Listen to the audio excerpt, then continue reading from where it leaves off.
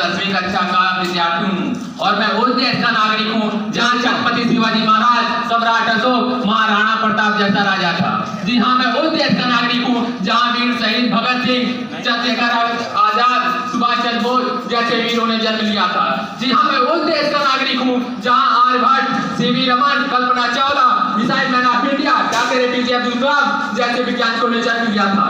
जी हाँ, मैं उस देश का नागरिक हूँ जहाँ डॉक्टर राम बहादुर यादव जी, प्यार नम्रता सहनशीलता की देवी स्वर्गीय Shrimati Mangla Devi ji, symbol of knowledge, Bharat Ratna doctor Bhimrao Ambedkar ji जैसे संतों महापुरुषों ने जहाँ जन्म लिया था। जी हाँ, मैं उस देश का नागरिक हूँ जहाँ पर 50 मील पर रूप, रंग, पहनावा, मजहब बदल जाता था। जी हाँ, मैं उस देश का नागरिक हूँ जहाँ हर डाल में सोने की चिड़िया को पाया जाता था। जी हाँ, मैं उस देश का नागरिक हूँ जहाँ जिसे अपने भूगोल से पहले ये पूरे ब्रह्मांड का भूगोल समझ में आता था कि ना सरकार मेरी है ना खुदा मेरा है, ना सरकार मेरी है ना खुदा मेरा है और ना ही बड़ा सा नाम मेरा है। बस इतनी सी बात का गुरूर है मुझे, बस इतनी सी बात का गुरूर है मुझे कि मैं भारत का हूँ और भारत हिंदुस्तान मेरा है और भारत हिंदुस्तान मेरा है। और हमारे देश स्वरूप में हमारे साथ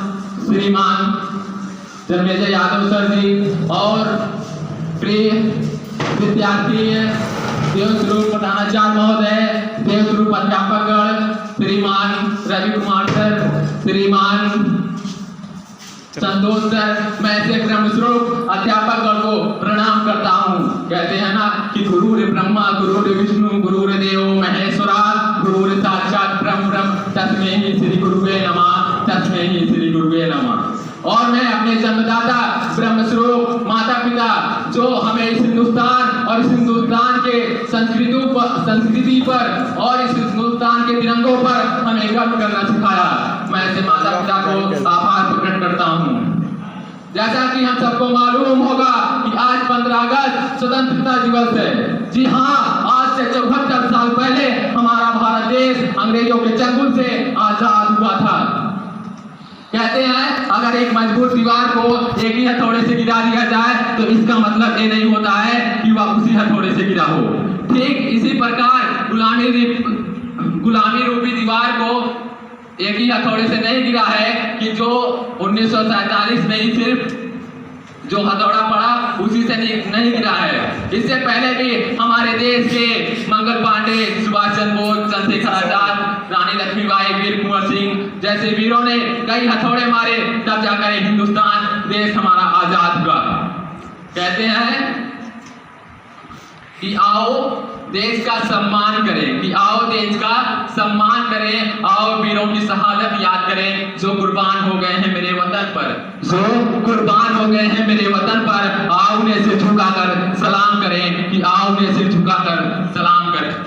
आजादी का पहला दौर सन 1857 में हमारे भारतीय वीरों ने अंग्रेजों को इतनी बुरी तरह मारा कि आप समझ सकते हैं जब यहाँ पर एक निर्दोष सांप निकल जाता है तो उसे इतनी बुरी तरह मारते हैं जब तक वो ऐठना ना बंद कर दे, भले ही वो 10-12 मिनट पहले ही मर चुका है।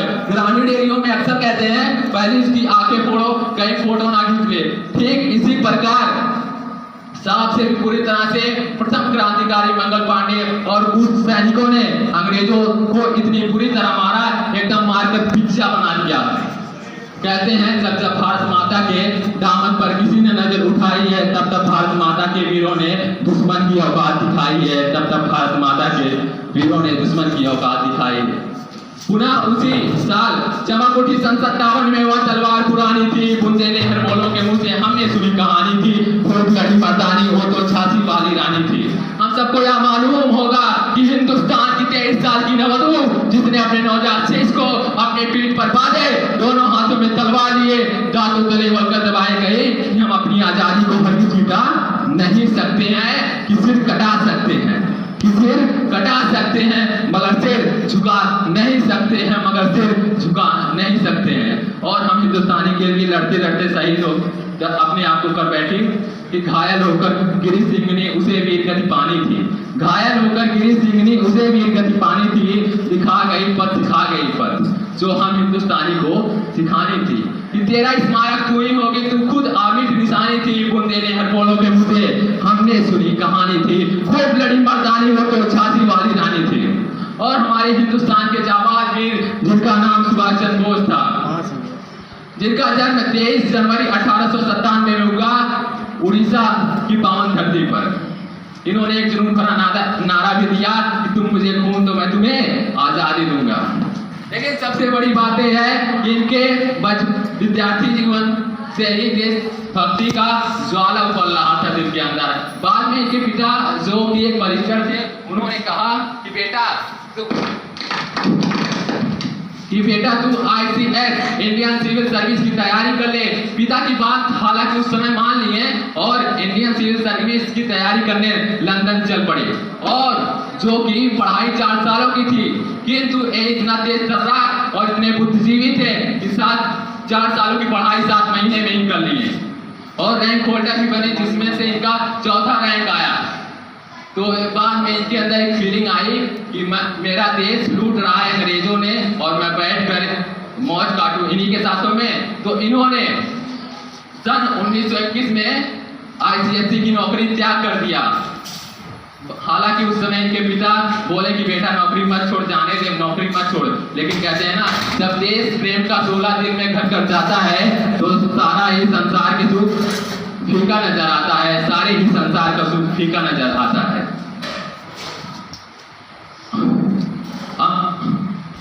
और कुछ लोग सिर्फ अपना पेट पालते हैं और वे एक दिन मर भी जाते हैं तो उन्हें कोई नहीं पूछता और ना ही पूछता है।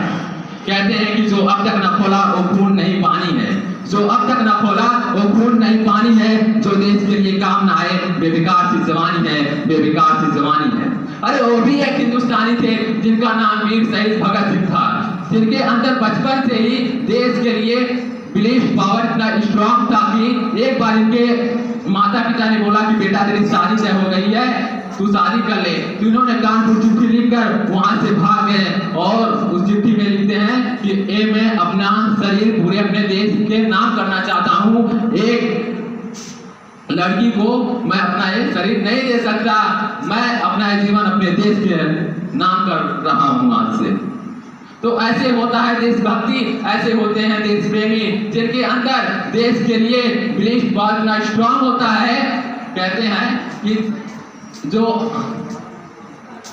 कहते हैं लड़े जंग वीरों की तरह, कि लड़े जंग वीरों की तरह फूल खोला फौलाद हुआ, कि लड़े जंग वीरों की तरह फूल खोला फौलाद हुआ, मरते दम तक डटे रहे हुए तभी तो देश आजाद हुआ, तभी तो देश आजाद हुआ। देखिए, भारतीय इतिहास इंसान तभी रचता है जब उसके अंदर जुनून होता है, जब वो जिद्दीपन हो जाता है। तो हम सब हिंदुस्तानी को अपने अंदर जुनून और जिद्दपना को लाना चाहिए, क्योंकि जब आप अपने जिद्दपना और जुनून को पालेंगे तो पाकिस्तान चाइना की क्या औकात किया भारत माता के आंचल पर नजर भी उठा सके। भारत माता की आंचल की बात छोड़ो, भारत माता के नाबालिग बच्चों को भी आप नहीं दिखा सकती। कहते हैं कि फना होने की इजाजत ली नहीं जाती है, फना होने की इजाजत ली नहीं जाती है। ये वतन की मोहब्बत है जनाब, ये वतन की मोहब्बत है जनाब, पूछ कर की नहीं जाती है, पूछ कर की नहीं जाती है। अरे उन भारतीय सैनिक से जाकर पूछिए कि देशभक्ति क्या होती है। कहते हैं हर कोई आजाद है, हर कोई मनमौजी है, कि हर कोई आजाद है, हर कोई मनमौजी है, क्योंकि बॉर्डर पर खड़ा एक फौजी है, क्योंकि बॉर्डर पर खड़ा एक फौजी है। अरे भारतीय सैनिक जो अपने लिए नहीं, अपने पूरे हिंदुस्तान के लिए जीवन देते हैं, अपने हिंदुस्तान की सुरक्षा के लिए जीवन देते हैं, जिनके दिलों से एक आवाज आती है कि किसी गजरे की खुशबू को महकता छोड़ आया हूँ, किसी के गजरे के खुशबू को महकता छोड़ आया हूँ, मैं अपनी चाल सी चिड़िया को चहकता छोड़ आया हूँ। मुझे अपने आंचल में बसा लेना है धरती माँ, क्योंकि मैं अपने माँ के बाहों को तरसता छोड़ आया हूँ, क्योंकि मैं अपने माँ के बाहों को तरसता छोड़ आया हूँ। मैं ऐसे वीरों को सलाम करता हूँ और उनके सलामती के लिए भगवान से प्रार्थना करता हूँ। ज्यादा शब्दों का सहारा ना लेते हुए बस अपनी वाणी को विराम देता हूँ। जय हिंद, जय भारत, जय संविधान।